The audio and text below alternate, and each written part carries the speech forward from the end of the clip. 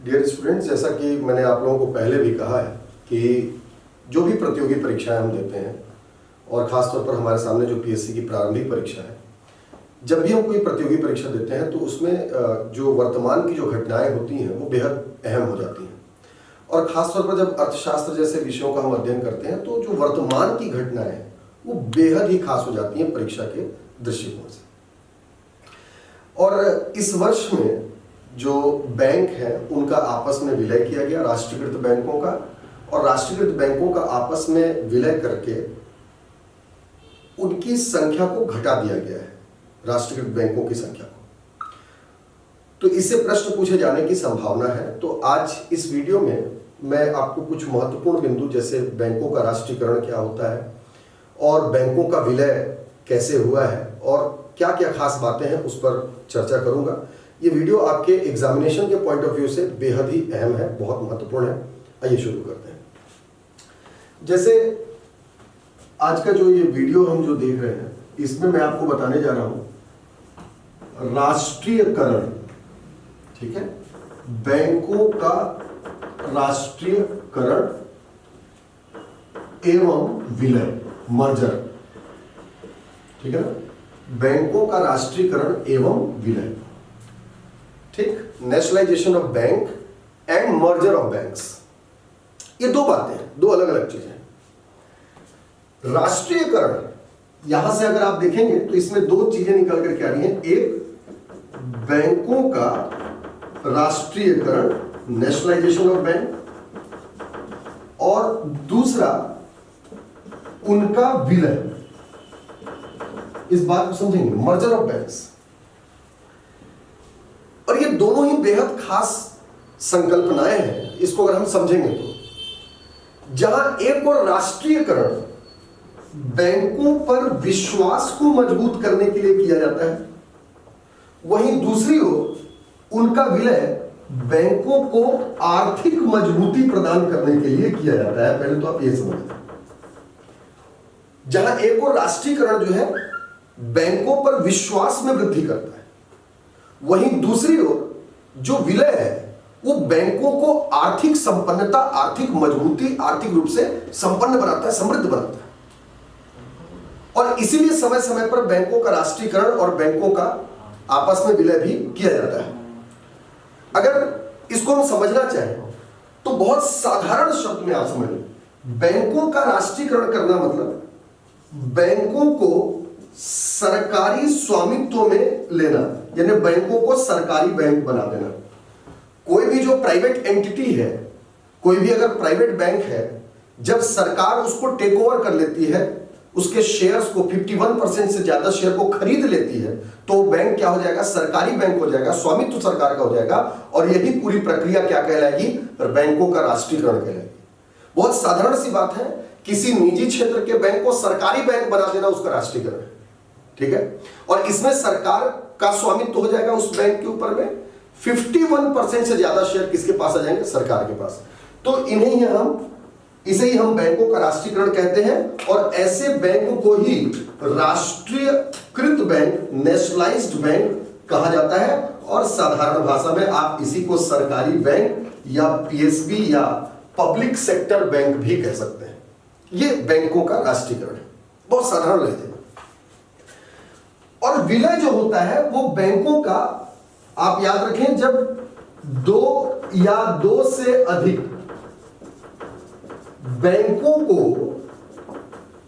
आपस में मिला दिया जाए तो वही क्या है, आपका मर्जर ऑफ बैंक्स है। दो या दो से अधिक बैंकों को आपस में मिला देना, दो को मिलाकर के एक कर देना, ठीक, यही क्या है, आपका मर्जर ऑफ बैंक्स है। और ऐसा क्यों किया जाएगा, बैंक मजबूत कब होंगे, जब उनके पास पैसे हो। और बैंक के पास पैसे कौन से आते हैं, जो हम बैंकों में खाते खुलवाते हैं। अगर मान लीजिए 4 बैंक है, 10 बैंक है, हर बैंक में 10-10 खाता है, तो हर बैंक कमजोर है। यदि 10 को मिलाकर के एक कर दिया जाए, आपस में विलय कर दिया जाए, तो एक बैंक में 100 खाता हो जाएगा। 10 बैंक थे तो इस्टेब्लिशमेंट का खर्चा ज्यादा आ रहा था, अब 10 को मिलाकर के एक कर दिए तो इस्टेब्लिशमेंट का खर्चा क्या हो गया, एकदम सीधा 100% से 10% हो गया। और जो खाते थे वो 10% से बढ़कर के 100% हो गए। तो इस तरीके से जब बैंक के पास पैसे हो तो बैंक काफी मजबूत हो जाती है, इसलिए उनका आपस में विलय किया जाता है। और ये दोनों ही इस वर्ष के बड़े ही चर्चित विषय हैं। सबसे पहले मैं राष्ट्रीयकरण की बात करता हूं और वहां से बैंकों के विलय पर आता हूं।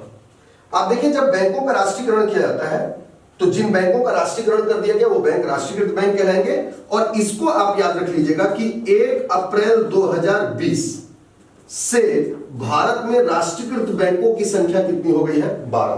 ठीक है, ये एग्जामिनेशन पॉइंट ऑफ व्यू से बेहद इंपॉर्टेंट है। At present we have 12 nationalised bank across India. पूरे भारत में 12 राष्ट्रीयकृत बैंक है। तो अब हम देखते हैं अब तक हुए राष्ट्रीयकरण, ठीक है ना, अब तक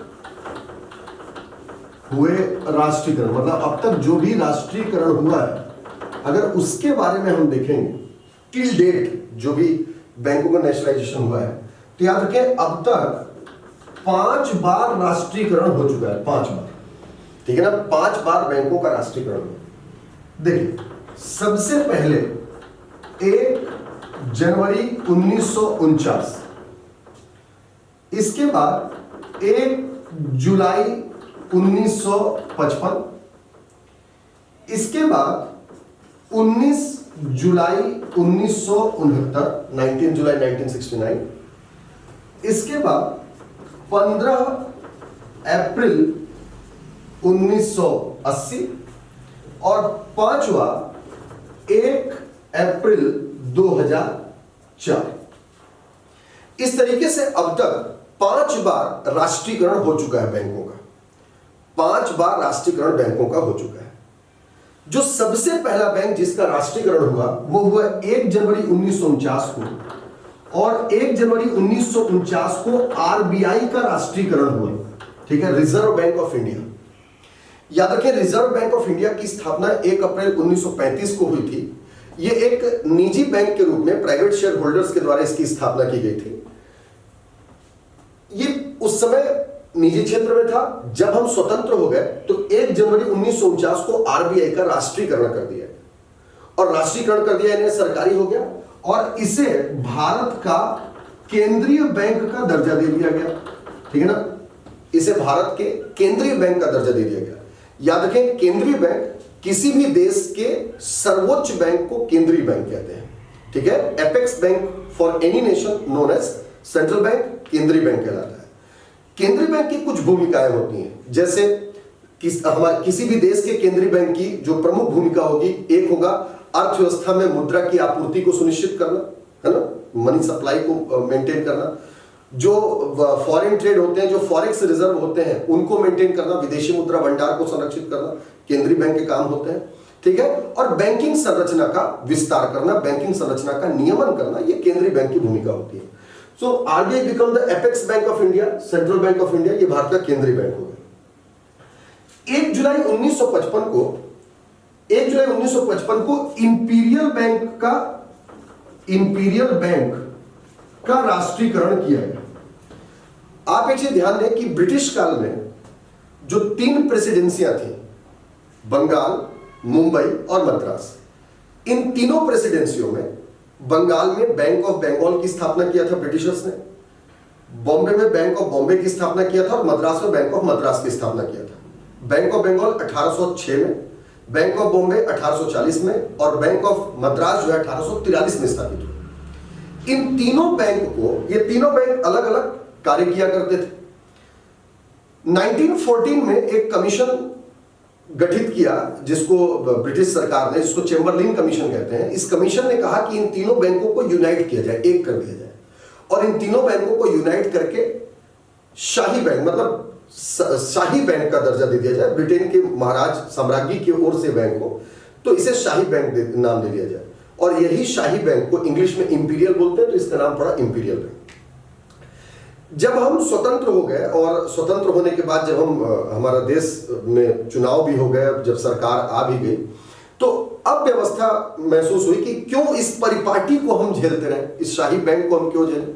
इसीलिए 1 जुलाई 1955 को ये जो 1921 में जो इंपीरियल बैंक बना था, इसी का राष्ट्रीयकरण कर दिया गया। सरकार ने इसके शेयर्स खरीद लिए और इसे नाम दे दिया SBI, state bank of India. ये पूछ भी चुका है, स्टेट बैंक ऑफ इंडिया का दर्जा दे दिया। स्टेट बैंक ऑफ इंडिया इसका नामकरण कर दिया गया। याद रखिए स्टेट बैंक ऑफ इंडिया के साथ इसके 7 एसोसिएट्स भी थे उस समय, है ना, 7 एसोसिएट्स, 7 अनुषंगीय बैंक थे। मतलब अलग अलग क्षेत्रों में ये काम करते थे। जैसे स्टेट बैंक ऑफ इंदौर हो गया, या स्टेट बैंक ऑफ सौराष्ट्र हो गया, state bank of Bikaner and Jaipur हो गया, स्टेट बैंक ऑफ ट्रावनकोर हो गया नीचे।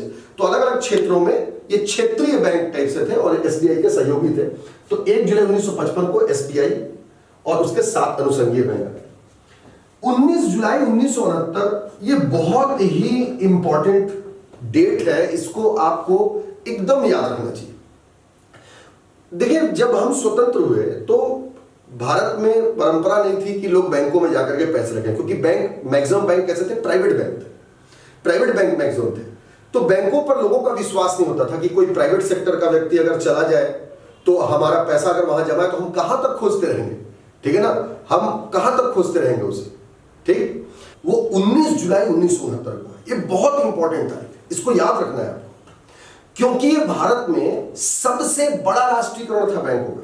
और इस तारीख को 14 बड़े बैंकों का राष्ट्रीयकरण कर दिया गया जिनकी कुल जमा पूंजी 50 करोड़ या उससे ज्यादा थी। आखिर ये क्यों किया गया राष्ट्रीयकरण, क्यों सरकारी बनाया गया उन्हें? तो आप एक चीज ध्यान दें कि सरकारी या राष्ट्रीयकरण इसलिए किया गया ताकि लोगों का विश्वास बढ़े। जैसा कि मैंने शुरुआत में आपको बताया, पहले निजी क्षेत्र के बैंक ज्यादा होते थे, निजी क्षेत्र पर जनता का विश्वास नहीं होता था। भाई आपने पैसे जमा किए और कोई प्राइवेट सेक्टर वाला लेके भाग गया तो आप क्या करेंगे? लेकिन सरकार तो कहीं भाग नहीं सकती, इसलिए लोगों का विश्वास किस पर होगा, सरकार पर होगा। इसीलिए सरकार ने इस बात को समझा और 14 बड़े बैंकों का राष्ट्रीयकरण कर दिया। यह हमारे देश के इतिहास में सबसे बड़ा राष्ट्रीयकरण था। इसके बाद 15 अप्रैल 1980 को 6 बड़े बैंकों का राष्ट्रीयकरण कर दिया गया, जो 6 बड़े बैंक थे हमारे। और 1980 में उन 6 बड़े बैंकों का राष्ट्रीयकरण किया गया जिनकी जमा पूंजी 200 करोड़ या उससे ज्यादा थी, 200 करोड़ या उससे ज्यादा थी, है ना, 15 अप्रैल 1980 को। और इसके बाद 1 अप्रैल 2004 को IDBI, industrial development bank of India, IDBI का राष्ट्रीयकरण कर दिया गया। तो इस तरीके से राष्ट्रीयकरण भारत में हुए, ठीक। रीजन आपको समझ में आया? जब राष्ट्रीयकरण किया जाएगा तो वहां से अगर आप काउंट करेंगे, आरबीआई तो सबसे ऊपर हो गया, अब उसके नीचे ये राष्ट्रीयकृत बैंक होंगे। तो आप देखें कि राष्ट्रीयकृत बैंकों की संख्या को अगर आप देखेंगे, मिलान करेंगे, ठीक, राष्ट्रीयकृत बैंक की संख्या, ताकि ये नफरी आपको समझ में आ जाए। तो आप देखें 1955 में राष्ट्रीयकृत बैंक कितने हो गए, 1955 में, तो 1955 में हो गए आपका एसबीआई और प्लस 7, यानी टोटल कितने हो गए, 8 राष्ट्रीयकृत बैंक हो गए। उसके बाद 1969 में कितने हो गए, 14, आप देखिए। उसके बाद 1980 में कितने हो गए, 1980 में देखेंगे तो 6। तो 1980 तक 8, 14, 22 और 6, 28, 1980 तक 28 राष्ट्रीयकृत बैंक हो गए। इसके बाद 1993 में क्या किया गया कि एक राष्ट्रीयकृत बैंक था जिसका नाम था न्यू बैंक ऑफ इंडिया, इसका विलय कर दिया गया आपका पंजाब नेशनल बैंक में, ठीक है। क्यों विलय किया गया? ताकि बैंक क्या हो जाए, मजबूत हो जाए। तो ये जो 28 बैंक थे 1993 तक इनकी संख्या कितनी हो गई, 27, ठीक। 27 के बाद 2004 में जब आईडीबीआई की स्थापना हुई, मतलब राष्ट्रीयकरण किया गया, सॉरी स्थापना पहले हो चुकी है, आईडीबीआई का राष्ट्रीयकरण किया गया, तो ये अब इनकी संख्या फिर से कितनी हो गई आपका, 28 हो गई। 28 होने के बाद आप देखें 2008 में, ठीक, 2008 में स्टेट बैंक ऑफ सौराष्ट्र, है ना, देखिए state bank of Saurashtra, Saurashtra ये क्या था आपका, एसबीआई के एसोसिएट बैंक है। और 2010 में स्टेट बैंक ऑफ इंदौर का विलय कर दिया गया, किसमें, एसबीआई में विलय कर दिया गया। तो आप देखें जो 28 हो गए थे 2004 तक, फिर 2 का विलय कर दिया तो कितना हो गया, 26, फिर 26 बैंक बचे। अब 26 बैंक के बाद में आप देखें, यानी 2010 तक हमारे देश में क्या हो गया आपका, 26 बैंक बचे। 26 बैंक के बाद में देखें 19 नवंबर 2013 को भारतीय महिला बैंक की स्थापना की गई, है ना, भारतीय महिला बैंक की स्थापना की गई। ठीक, 19 नवंबर इंदिरा गांधी जी की जन्म जयंती, इसलिए उनके जन्म दिवस के अवसर पर ही भारतीय महिला बैंक की स्थापना की गई। ये भारतीय महिला बैंक जो है ये भारत का 27वां राष्ट्रीयकृत बैंक था, है ना, 27वां राष्ट्रीयकृत बैंक था भारतीय महिला बैंक। मुख्यालय इसका बंबई में था और 500 करोड़ की जमा पूंजी के साथ इसको शुरू किया गया, इस बैंक को। ये जो बैंक था ये पूर्णतः महिलाओं के द्वारा और महिलाओं के लिए संचालित था। तो ये भारतीय महिला बैंक हो गया, 27वां राष्ट्रीयकृत बैंक, 27 नेशनलाइज्ड बैंक था। इसके बाद से फिर से विलय शुरू हो गया और घटते घटते वर्तमान में संख्या कितनी बच गई है, 12।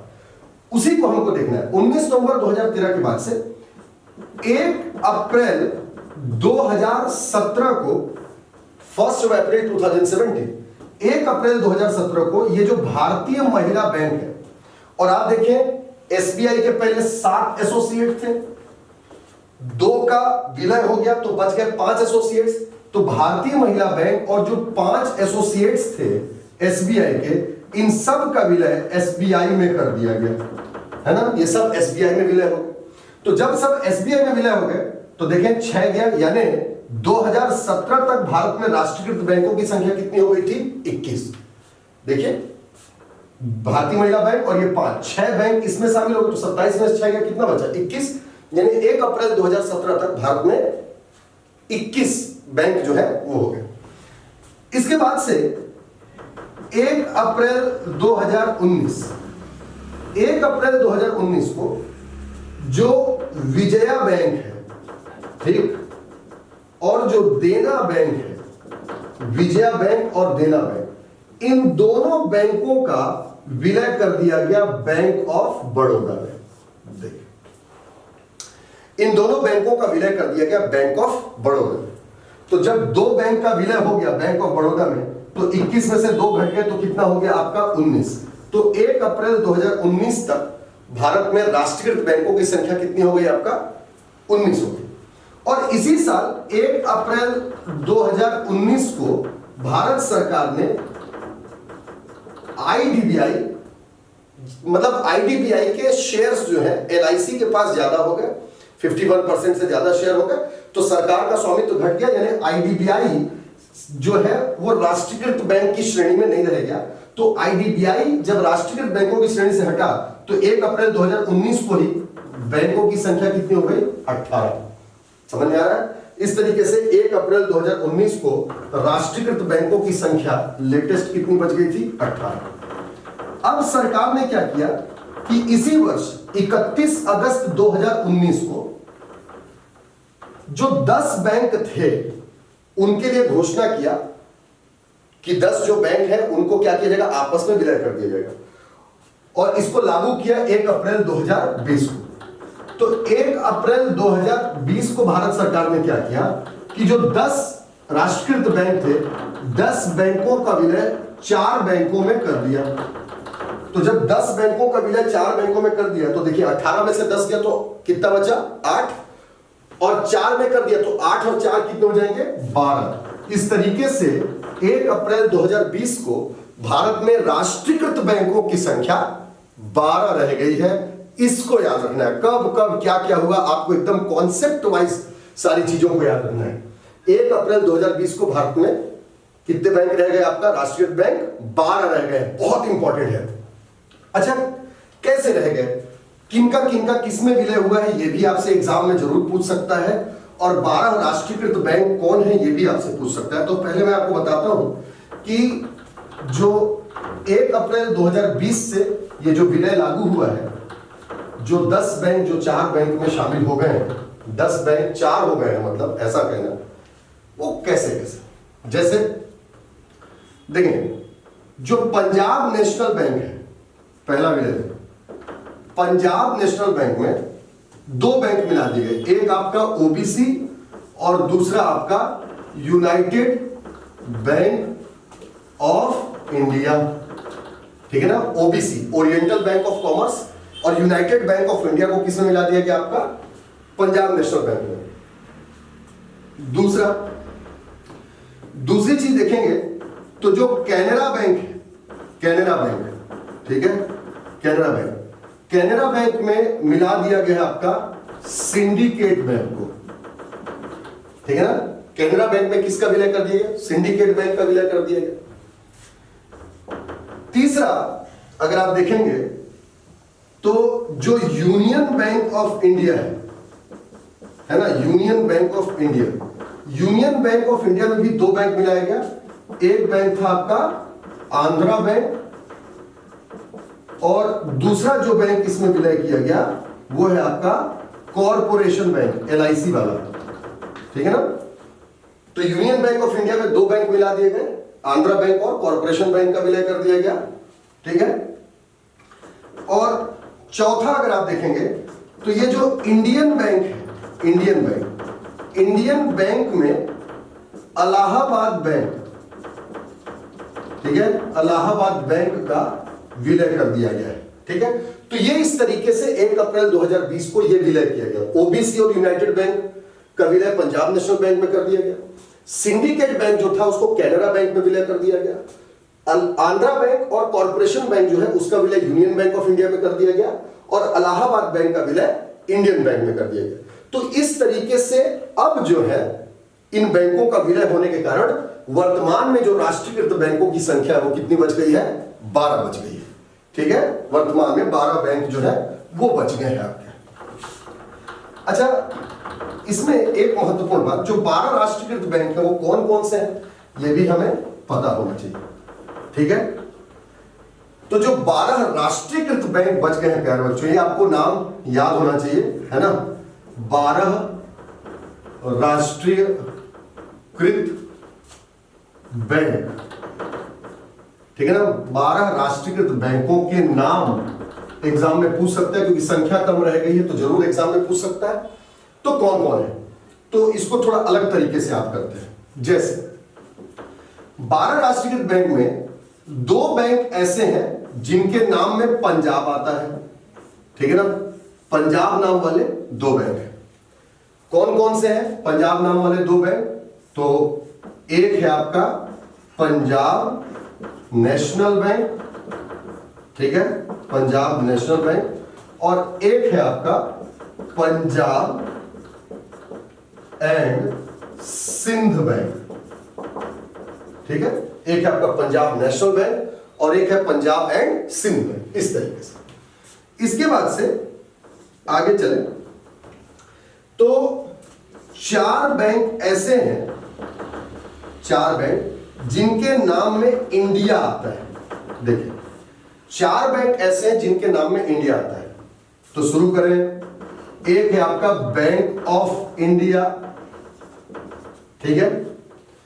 दूसरा है बैंक ऑफ इंडिया, इसी में जोड़ते जाए, स्टेट जोड़ दें तो बन जाएगा स्टेट बैंक ऑफ इंडिया, ठीक।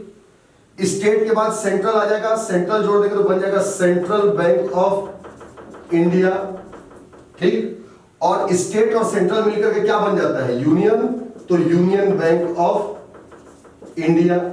तो ये 4 बैंक ऐसे हैं जिनके नाम में इंडिया है।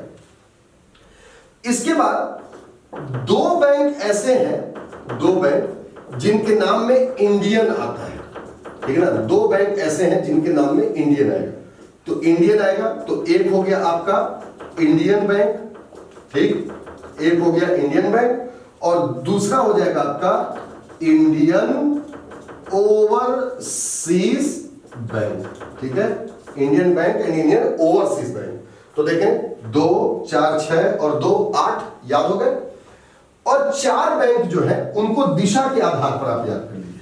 4 बैंक, ये देखिए, ये पूर्व हो गया, ये पश्चिम हो गया, ये दक्षिण हो गया, ये आपका उत्तर हो गया। तो पूर्व में एक शहर पड़ेगा, एक है ना कोलकाता। तो याद रखें कोलकाता, यहां पर है आपका यूको बैंक, ठीक है, यूको बैंक। पूर्व में क्या हो गया? UCO bank. जब पश्चिम में चलेंगे तो 2, एक हो जाएगा आपका बैंक ऑफ बड़ौदा गुजरात में, और एक हो जाएगा आपका महाराष्ट्र बैंक महाराष्ट्र में। तो 1 2 3 हो गया। और दक्षिण में चलेंगे तो दक्षिण में बेंगलुरु में आ जाएगा आपका कैनरा बैंक। ठीक, तो इस तरीके से वर्तमान में 12 राष्ट्रीयकृत बैंक है और जो बैंकों का विलय हुआ वो उन विषयों पर हमने चर्चा किया। ये 12 राष्ट्रीयकृत बैंकों के नाम भी आपको पता होने चाहिए। किन बैंकों का किस बैंक में विलय हुआ है ये भी आपको पता होना चाहिए। याद रखें 1 अप्रैल 2020 से ये विलय लागू हुआ है, हालांकि इसकी घोषणा पिछले वर्ष 31 अगस्त 2019 को कर दी गई थी। उम्मीद करता हूं आपको ये समझ में आया होगा और बेहद महत्वपूर्ण टॉपिक था। आप इसको पढ़ें, संभावना है यहां से प्रश्न पूछे जाने की, क्योंकि इसी वर्ष जो है इसको लागू किया गया है। इसको बहुत अच्छे से पढ़ें और किसी प्रकार की क्वेरी हो तो कृपया कमेंट करके मुझे बताएं। Thank you so much.